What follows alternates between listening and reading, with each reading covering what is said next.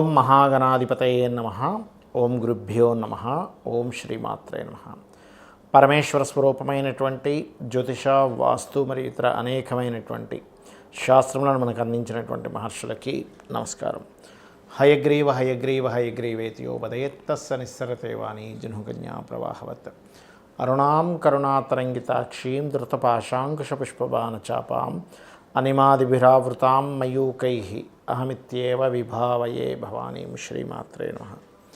ప్రేక్షకులకి లలితాంబిక అమ్మవారి యొక్క అనుగ్రహం పరిపూర్ణంగా కలగాలని మనస్ఫూర్తి కోరుకుంటూ మనం ఈరోజు విశ్వవసు నామ సంవత్సరం కొత్త సంవత్సరం ఉగాది నుంచి గ్రహాలు ఏం మారనున్నాయి, అదేవిధంగా మనం కొత్త సంవత్సరం అనగానే పంచాంగం తీసుకొని చూస్తాం. ఆదాయము, వ్యయము, రాజ్యపూజ్యము, అవమానము. అంటే మనకెంత ఈ సంవత్సరం ఆదాయం ఎంత ఉంది, ఫైనాన్షియల్గా గ్రోత్ ఎంత ఉంది, ఖర్చు ఎంత ఉంది, మనల్ని మెచ్చుకునే వాళ్ళు ఎంతమంది ఉన్నారు, ఇబ్బంది పెట్టే వాళ్ళు ఎంతమంది ఉన్నారు అనేటువంటి చూస్తాం. అయితే ఇందులో గ్రహాల యొక్క ప్రభావం ఎంత ఉంటుంది. ఒక్కొక్కసారి మనకు ఆదాయం బాగా కనిపిస్తుంది, ఒక్కోసారి బాగా లోలో కనిపిస్తుంది. అవమానించే వాళ్ళ సంఖ్య తక్కువగా ఉంటే ఒక్కోసారి ఎక్కువగా ఉంటుంది. మరి దీన్ని ఇలాగే అనుభవించాలా, దీనికి ఏదైనా మనం కొన్ని చిన్న చిన్న పరిహారాలు చేసుకొని కూడా, చాలా పరిహారాలు ఉంటాయి, అందులో నేను మీకు కొన్ని చెప్తాను, చేసుకుంటూ కూడా మనం దీని నుంచి అధిగమించవచ్చా అనేటువంటి విషయాలు తెలుసుకుంటూ, అదేవిధంగా ఈ సంవత్సరం మనకి మేజర్ ప్లానెట్స్ అయినటువంటి రాహుకేతువులు మనకి రాహు కుంభంలోకి, కేతు సింహంలోకి మార్పు చెందుతున్నారు. దీనివల్ల ఇది ఎప్పటి నుంచి, జూన్ నుంచి మారుతారు. ఈ శని భగవానుడు విశ్వవసు నామ సంవత్సరం రాగానే అంటే దాదాపుగా మార్చ్ ఎండింగ్లో మారిపోతాడు.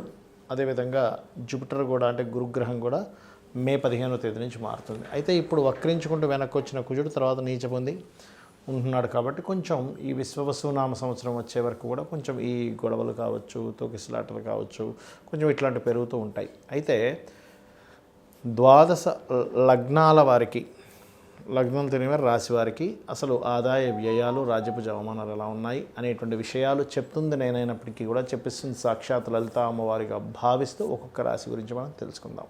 కన్యా లగ్నము, కన్యా రాశి. కన్యవారికి ఈ యొక్క సంవత్సరం విశ్వవసు నామ సంవత్సరంలో ఆదాయము, వ్యయము, రాజ్యపూజ్యం, అవమానం ఎలా ఉంది అని చూసుకున్నట్లయితే ఆదాయం 14. మీరు పంచాంగం చూసినట్లయితే అదే కనిపిస్తుంది. 14 ఆదాయం అంటే మంచి ఆదాయం ఉందని అర్థం. ఖర్చు మాత్రం 2, దాన్ని వ్యయము అంటారు. సో ఆదాయ వ్యయాలు మంచి బ్యాలెన్స్డ్గా ఉన్నాయి. ఎందుకంటే మీకు ఇప్పుడు ఉన్నటువంటి ప్లానటరీ పొజిషన్స్లో ఇక్కడ ఉన్నటువంటి కేతు కూడా కాస్త వెనక్కి వెళ్ళిపోతున్నాడు. అంటే ఏమిటి, ఇంతకాలం మీకు ఒక వైరాగ్యము, విరక్తి, ఏం చేసినా సరే ఆటంకాలు ఏర్పడుతున్నటువంటిది జూన్ నుంచి మారుతున్నాడు. కాబట్టి జూన్ నుంచి ఆ పొజిషన్స్ కూడా బాగున్నాయి. అలాగే మరి రాజ్యపూజ్య అవమానం ఎలా ఉంది అని చూసుకున్నట్లయితే కాస్త ఎక్కువగా ఉందంటే మెచ్చుకునే వాళ్ళ సంఖ్య 6గానే ఉంది, ఇబ్బంది పెట్టే వాళ్ళ సంఖ్య, అవమానించే వాళ్ళ సంఖ్య 6గానే ఉంది. మరి మెచ్చుకునే వాళ్ళ సంఖ్య 6 ఉంటే మంచిదే, అందరం ఆనందిస్తాం. కానీ అవమానించే వాళ్ళ సంఖ్య ఉంటేనే కాస్త బాధేస్తుంది. కాబట్టి దీన్ని తగ్గించుకోవడం ఎలాగా చూస్తున్నట్లయితే మీరు ఇది పర్టికులర్గా మొదటి 3 నెలలు మరింత జాగ్రత్తగా ఉండాలి. ఎందుకంటే ఈ కుజుడు నీచబడి ఉంటున్నాడు. కాబట్టి ఈ మొదటి 3 నెలలు పర్టికులర్గా గోవులకు క్యారెట్స్ పెట్టడము, ఎర్రటి పుష్పాలతో అమ్మవారిని ఆరాధించడము, స్కందుని ఆరాధించడం, ముఖ్యంగా స్కందుని ఆరాధిస్తే ఇంకా మంచి ఫలితాలు ఉంటాయి ఈ కన్యాలగ్నం వారికి. ఏది ఈ అవమాన విషయంలో సహజంగా మీరు నిత్యము ఆరాధించవలసింది వెంకటేశ్వర స్వామిని, అందులో ఎటువంటి డౌట్ లేదు. సో ఇవి కనుక చేస్తే మీకు ఇక్కడ బ్యాలెన్స్ అవుతుంది. ఇది మన ఆదాయ వ్యయాలు అలాగా బాగున్నాయని చెప్పుకున్నాము. రాజ్యపూజ్య అవమానం విషయంలో ఇక తదుపరి చూసుకున్నట్లయితే కాస్త ఫైనాన్షియల్ గ్రోత్ అయితే బాగుంటుంది, అందులో ఎటువంటి సందేహం లేదు. విశ్వవసు నామ సంవత్సరం వచ్చిన మొదటి 3 నెలలు కొంతవరకు మీరు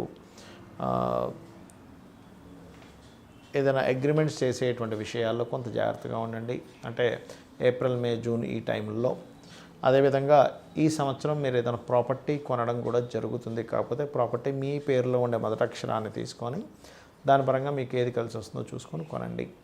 కొంచెం ఇష్టపడిన వారిని వివాహం చేసుకోవాలనేటువంటి ప్రయత్నం కూడా ఫలిస్తుంది. దాంతోపాటు లగ్నం నుంచి రాహు 6లో ఉన్నప్పుడు విదేశాలకు వెళ్ళి ఉద్యోగం చేయాలనే ప్రయత్నం కూడా ఫలిస్తుంది. కాకపోతే ఇక్కడ మీ యొక్క జీవిత భాగస్వామి కూడా ఏదైనా కొత్తగా సబ్జెక్ట్స్ అంటే ఇంకేదైనా కొత్త కోర్సెస్ చేయడము, తద్వారా ఇంటి నుంచి ఏదైనా ఉద్యోగ ప్రయత్నాలు, ఇంట్లో నుంచి వర్క్ ఫ్రమ్ హోమ్ అంటూ ఉంటారు, అటువంటివి ఏమైనా ప్రారంభించడం, ఇట్లాంటివి చూపిస్తున్నాయి బలంగా. ఇక మీరు చేయవలసిన దేవతారాధన గణపతి యొక్క ఆరాధన. జూన్ వరకు కాస్త గణపతికి సంబంధించిన మెడిటేషన్ అది చేస్తూ ఉండండి. కానీ మీరు నిత్యము వెంకటేశ్వర స్వామి యొక్క ఆరాధన చేయడం అన్ని విధాలా మీకు ఉత్తమము. గోవుకి కాస్త బెల్లము గ్రాసము ఎక్కువగా తినిపిస్తూ ఉండండి, అన్ని విధాలా బాగుంటుంది. ఇక్కడ ఈ శని యొక్క మార్పు వల్ల చాలామంది చూసుకునేది ఏంటంటే ఏలినాటి శని వస్తుంది కదా, లేదా అర్ధాష్టమ శని వస్తుంది, అష్టమ శని వస్తుంది, లేకపోతే శని అయిపోతుంది అని కొంతమంది హ్యాపీగా ఉంటే, కొంతమంది ఏమో రాబోతుంది అనేటువంటి దాంట్లో ఉంటారు. అందులో ముఖ్యంగా మేషం వారికి ఏలినాటి శని రాబోతుందని, మీనం వారికి రాశిలోకి వచ్చాడని శని, కుంభం వారికేమో శని ధనస్థానంలోకి వెళ్ళాడని, వీళ్ళ ముగ్గురు కొంచెం మార్పుని గమనిస్తూ ఉంటారు. అయితే ఇక్కడ మీకు చెప్పేది ఒకటే, శని ఎక్కడున్నా అంటే మీ జన్మజాతకంలో ఎనీ హౌస్ గుర్తుపెట్టుకోండి, ఆ హౌజ్కి సంబంధించిన విషయంలో కొంచెం స్ట్రెస్ అవుతూ ఉంటుంది, గుర్తుపెట్టుకోండి. లగ్నం నుంచి ఎన్నో స్థానంలో ఉన్న కాకపోతే కొన్నిసార్లు ఏమవుతుందంటే మీకు కొన్ని సందర్భాల్లో ఈ శని భగవానుడు ఇచ్చేటువంటి రిజల్ట్స్ ఒక్కోసారి పాజిటివ్గా కూడా ఇస్తాడు, గుర్తుపెట్టుకోండి. ఎప్పుడూ నెగిటివ్గా ఉంటుందని రూల్ లేదు. కాకపోతే పాజిటివ్గా ఇవ్వాలి అంటే మీరు చేయవలసింది ఏమిటి తెలుసుకోండి ముందుగా. ఇక్కడ ఇంకొక విషయం చెప్పి నేను మీకు పరిహారం చెప్తాను శనికి సంబంధించిన విషయంలో. ఒకటి, శని నడుస్తుంది కదా వివాహం అవ్వదు అనుకుంటే తప్పు. శని భగవానుడు నడుస్తున్నాడు కదా, ఎక్కడ కూడా మీకు వివాహంతో పాటు సంతానం కలగదేమో అనుకుంటే కూడా తప్పు. రాజకీయంగా రాణించాలనుకుంటే కూడా తప్పు. ఎందుకంటే ఇక్కడ ఎప్పుడు కూడా శ్రమకారకుడు. ఉద్యోగాలు వస్తాయి, వివాహాలు అవుతాయి, రాజకీయంగా రాణించడం జరుగుతుంది, సంతానం కూడా కలగడం జరుగుతుంది. కాకపోతే ప్రతిదీ కూడా కొంచెం స్ట్రెస్ఫుల్గా వెళ్తూ ఉంటుంది, పెయిన్ఫుల్గా వెళ్తూ ఉంటుంది. ఇది కొంచెం చూసుకోవాలి, గుర్తుపెట్టుకోండి. మరొక విషయం ఏంటంటే ఇక్కడ గమనించుకున్నట్లయితే ఈ యొక్క ప్రభావం ఏదైతే ఉందో శనికి సంబంధించిన ప్రభావం, పర్టికులర్గా మీరు ఎవరైతే రెగ్యులర్గా అంటే ఏలినాటి శని, అర్ధాష్టమ శని, అష్టమ శని నడిచేటువంటి వారు, లేదా శని దశ నడుస్తుంది కొంతమందికి ఆ శని దశ, శని మంచి పొజిషన్లో ఉంటే మంచి ఫలితాలు కూడా ఇస్తాడు, బ్యాడ్ పొజిషన్లో ఉంటే ఆ 19 years ఆఫ్ శని దశ ఇబ్బంది పడుతూ ఉంటారు. దీనికి పరిహారం ఏమిటి అంటే, ఫస్ట్ ఆఫ్ ఆల్ మీరు నిత్యము ఉదయము సాయంత్రము దీపారాధన చేయడం ప్రారంభించండి, ఒకటి. రెండవది, వీటితో పాటు ఇందాక మనం చెప్పుకున్నటువంటి ఏలినాటి శని, అర్ధాష్టమ శని, అష్టమ శని నడుస్తున్నటువంటి వారు మధ్యాహ్నం పూట నిద్రపోకండి. ఇది చిన్నపిల్లలకి, స్త్రీలకి, లేనట్లయితే ముసలి వాళ్ళకి ఇది వర్తించదు. యువకులకి అంటే దాదాపుగా ఒక 15 years ఆఫ్ ఏజ్ నుంచి దాదాపుగా 50 to 55 వరకు కూడా ఇది మధ్య వయస్కులకి కూడా ఇది వర్తిస్తుంది. యువకులకి, మధ్య వయస్కులకి కూడా మధ్యాహ్నం పూట నిద్రపోకండి. ఇక నైట్ డ్యూటీస్ చేస్తాము, పొద్దున కాసేపు నిద్రపోదామంటే దట్ ఈస్ డిఫరెంట్ థింగ్. మీరు నైట్ డ్యూటీ చేసే వాళ్ళ గురించి కాదు ఇది.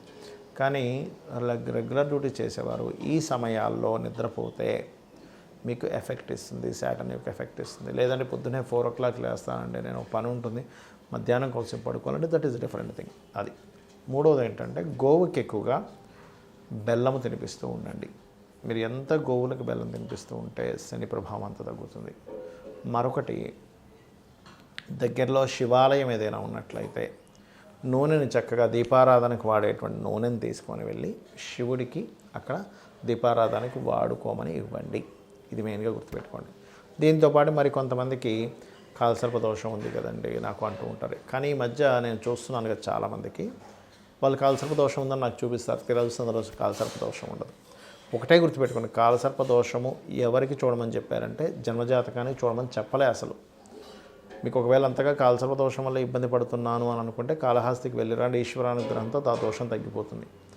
ఒకటి, ప్రపంచ దేశాలకి ఏం జరుగుతాయి, అసలు దేశంలో కరువు వస్తుందా, సునామీ వస్తుందా, ఒక జబ్బు వస్తుందా, యుద్ధం వస్తుందని చెప్పడానికి కాలసర్ప దోషం వాడమని చెప్పారు. అయితే ఇక్కడ మీకు మీరుగా చూసుకోవడానికి కాలసర్ప దోషం ఎప్పుడు కూడా, ఇప్పుడు ఉదాహరణకి రాహువు కేతు ఇలా సమసప్తకాల్లో ఉంటారు కదా, ఈ సమసప్తకాల్లో రాహుకేతువులు ఉన్నప్పుడు అంటే ఎక్కడున్నా కూడా మేషం నుంచి మీనం వరకు రాహు ఎక్కడున్నా కేతు ఎక్కడున్నా కూడా ఇలాగే 1/7 యాక్సెస్లోనే ఉంటారు వీళ్ళు. అంటే ఇక్కడ కానీ ఇలా కానీ లేకపోతే ఇలా అంటే దాదాపుగా ఇలా కానీ మొత్తం మీద ఆ రకంగా ఉన్నప్పుడు ఈ రాహుకేతువులకి మొత్తం ఒకవైపు గ్రహాలన్నీ అంటే రాహు నుంచి కేతు వరకు మొదలు పెట్టుకుంటే ఇలాగ అన్ని గ్రహాలు వచ్చేసాయి, లేకపోతే ఒక దగ్గర అన్నీ కూడి ఉండిపోయాయి, ఒకవైపు ఏ గ్రహం కూడా లేదు, దానికి కాలసర్ప దోషము అంటారు. సింగిల్ గ్రహం బయట ఉన్నా అది క్యాన్సిల్ అవుతుంది, గుర్తుపెట్టుకోండి. ఇది దోషం. అంతేగాని చాలామంది ఏం చేస్తున్నారు, ఏమంటే నాకు ఉందంట అని చెప్పారని చూస్తే ఓ 2 గ్రహాలు ఒక గ్రహం బయట ఉంటుంది, మిగతా గ్రహాలు అక్కడ ఉంటాయి. అది కాదు. సో ఫస్ట్ అది తెలుసుకోండి. అలాగే ఒకవేళ ఉన్నా కూడా కొంపలు మునిగిపోయేది ఏం లేదు. పెద్ద పెద్ద వాళ్ళకి 140 మంది ప్రెసిడెంట్లకు ఉంది కాల్సర్ప దోషం.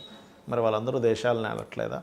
మెగాస్టార్ చిరంజీవి గారికి కూడా కాల్సర్ప దోషం. అంత మాత్రం చేత ఆయన ఏమి ఎందుకు పనికి రాకుండా ఏం పోలేదు కదా, గొప్ప వ్యక్తి అయ్యాడు. కాబట్టి వాటిని మీరు పట్టించుకోకండి దయచేసి. దశేం నడుస్తుంది, మీరు ఏ ప్రయత్నం చేస్తున్నారు, దానికి సంబంధించిన స్పెసిఫిక్గా అది ఏంటి, అదేం ప్రయత్నం చేస్తున్నారు, ఏ బిజినెస్లోకి వెళ్తున్నారు, మీరు చేసే ప్రయత్నానికి ప్లాంటరీ పొజిషన్స్ గోచారం కానీ మహాదశ లేదా అంతర్దశలు కానీ ఎంతవరకు సపోర్ట్ చేస్తున్నాయి, సపోర్ట్ చేయట్లేదు, మీకు అది యోగం ఉందా లేదా.